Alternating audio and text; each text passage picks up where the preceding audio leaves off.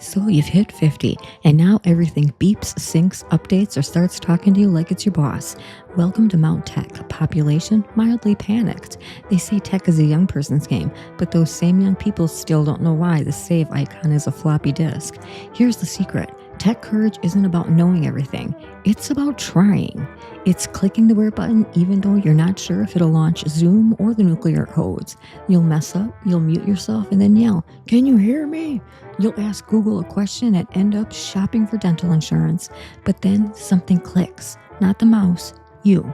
Because courage at 50 isn't about keeping up. It's about showing up with curiosity, with adaptability, with 50 years of experience that AI still can't fake. And guess what? Sometimes you're the one teaching them. You're not too old, you're not too late. Tech's just getting started, and so are you. Tech courage after 50, it's real, it's messy, and it's kind of heroic. Keep climbing. The view up here is wireless.